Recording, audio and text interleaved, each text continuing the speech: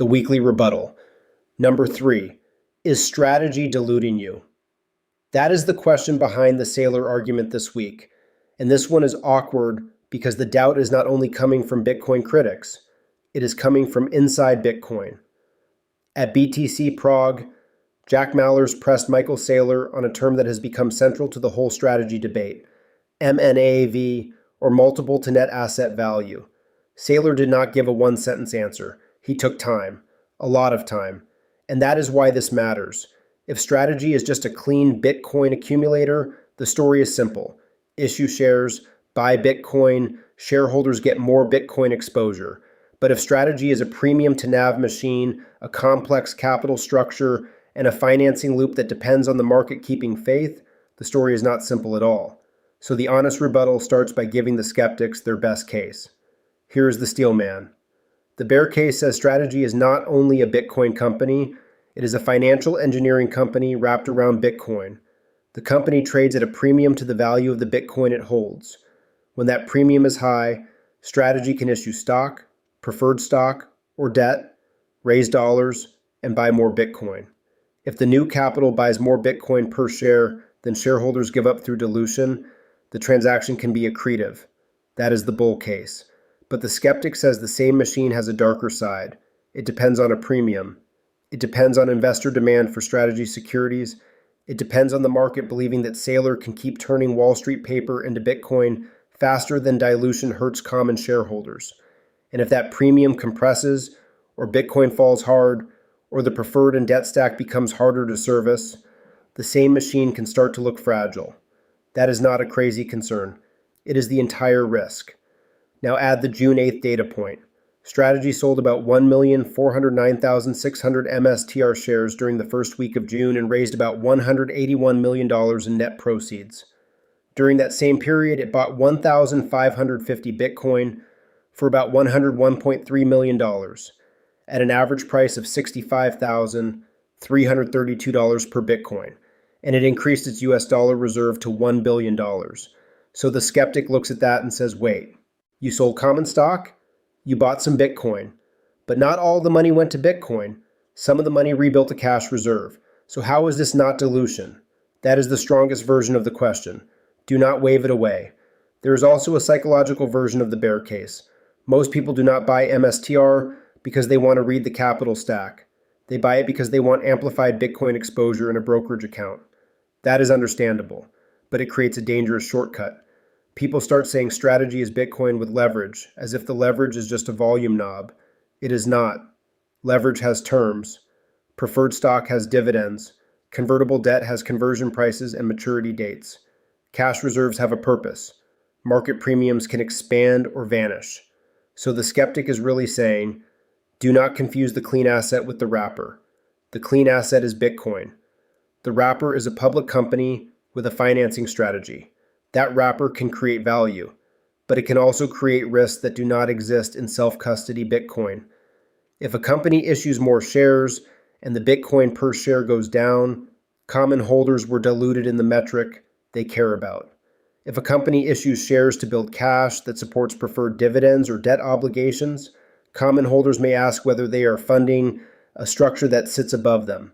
If the company trades at a big premium to its Bitcoin and uses that premium to raise capital, then the premium itself becomes part of the product. And if the market takes that premium away, the machine has less fuel. That is the bear case. It is not anti-Bitcoin. It is not automatically bad faith. It is a serious question about capital structure. Now the rebuttal. Ordinary dilution is simple. A company issues stock, the share count rises, and shareholders own a smaller slice of the same business. If the company gets nothing useful in return or spends the money badly, existing shareholders are diluted in the plain English sense. But strategy is arguing something more specific. It is saying if we issue equity at a high enough valuation and use the proceeds to acquire Bitcoin or strengthen the balance sheet, shareholders are not just giving up percentage ownership. They are receiving tangible assets on the other side. The question is not only did the share count rise, of course it did. The question is, what did the company receive for the new shares? And did the Bitcoin per share or asset per share picture improve? That is why Saylor talks about accretion. The bull case says Strategy can sell $1 of market premium and turn it into Bitcoin on the balance sheet. If the market values Strategy above the raw net asset value of its coins, then issuing equity can be a way to harvest that premium for existing holders. That is different from an ordinary operating company issuing stock because it ran out of cash. It is also different from a company selling shares to fund losses with no asset accumulation. Strategy is selling securities into capital markets and converting part of that capital into Bitcoin reserves. If it works, common shareholders can end up with more Bitcoin exposure per share over time, even though the share count rises. That is the real distinction. Share count dilution and economic dilution are not always the same thing. If you issue 10% more shares, but the transaction increases the relevant asset backing per share, the common holder may be economically better off. If you issue 10% more shares and the relevant asset backing per share falls, the holder is worse off. The entire fight is over which one is happening, and this is where both sides can be right about different parts of the machine. The bulls are right that Strategy has built a unique capital markets flywheel. It has repeatedly turned public market demand into more Bitcoin exposure. It has made Bitcoin per share a serious metric. It has forced investors to think about a Bitcoin treasury company as something different from an ETF, a miner, or a normal software company. That is not nothing. It is also why the lazy version of the bear case misses something important. If Strategy were simply selling stock into the market and lighting the cash on fire, this would be easy. It is not doing that. It is buying an asset with a hard supply cap, reporting the size of the treasury, and making the financing visible through public filings. You can dislike the strategy. You can think the premium is too high. You can think the capital stack is too complicated, but you should still recognize that the core mechanism is observable. Money comes in. Bitcoin and cash reserves show up on the balance sheet. The debate is about whether the terms are good for common shareholders, not whether there is a real asset on the other side. The skeptics are right that the accounting gets messy fast. What counts in MNAV? Common equity only, common plus preferred, convertible debt at face value, out of the money convertibles, cash reserves, future obligations. If two serious Bitcoin treasury executives can stand on a stage in Prague and spend several minutes trying to pin down the framework, then ordinary investors should not pretend the answer is obvious. That is the point. The ambiguity is not a footnote. It is part of the risk. Here is the clean way to think about it. Strategy is not pure Bitcoin. It is leveraged, corporate, capital markets Bitcoin exposure.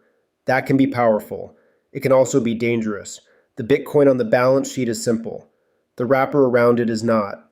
The wrapper includes common shares, preferred stock, convertible debt, cash reserves, market premiums, investor appetite, and management judgment. Saylor's genius is that he figured out how to make that wrapper valuable when capital markets want the trade. The bear's point is that the wrapper can also become the thing that breaks the simplicity people thought they were buying. Now, does that mean Strategy is a scam? No. That is lazy. Does it mean every share issuance is automatically shareholder abuse? No. That is too simple. Does it mean every Saylor transaction is automatically accretive because it has Bitcoin somewhere in the sentence? Also no. That is the opposite mistake. The only honest answer is transaction by transaction. What was issued? At what price? What did the company receive? How much Bitcoin was bought? How much cash was retained? What happened to Bitcoin per share? What obligations sit ahead of common equity? And what happens if the market premium compresses while Bitcoin is falling? That is why the June raise became such a useful test case. It was not a cartoon transaction where every dollar clearly became Bitcoin. Roughly $101 million went to the Bitcoin purchase, while the broader raise also helped lift the dollar reserve. That does not automatically make the deal bad. Cash can protect the capital structure. Liquidity can matter, but it does make the transaction harder to summarize with a bumper sticker. If the pitch is Bitcoin per share, investors have to watch what happens to Bitcoin per share. If the pitch is balance sheet strength, investors have to ask what that strength costs. And if the pitch is MNAV, investors have to know exactly which version of MNAV is being used. That last question is the one bulls hate, but it is the one that matters in a bear market. In a bull market, financial engineering looks brilliant, the premium is high, capital is available, Bitcoin goes up, every raise looks smart. In a bear market, the same structure gets tested, premiums compress, preferred dividends still exist, debt still exists, cash reserves matter, and investors stop paying infinite premiums for clever wrappers. That does not mean the machine fails. It means the machine has a cycle. And if you own MSTR, you are not only making a Bitcoin bet, you're making a Bitcoin plus capital structure bet. That is the cleanest landing. Saylor is right that dilution is not just a share count word. If the company issues shares and receives valuable assets, you have to measure the asset side too. The skeptics are right that MNAV, preferreds, debt, cash reserves, and bear market liquidity make the story more complicated than a meme. And both sides are wrong when they turn it into religion. MSTR is not Bitcoin. It is a corporate instrument built around Bitcoin. That instrument may outperform Bitcoin in certain conditions. It may underperform badly in others. Bitcoin itself does not have a board, a preferred stack, a convertible debt schedule, a market premium, or an MNAV debate. Strategy does. That is not an insult. It is the receipt. So if you are evaluating strategy, do not ask only whether Saylor is bullish. Everyone knows he is bullish. Ask what the structure is doing to your claim on the Bitcoin. Ask what happens when the premium changes. Ask what sits above common equity.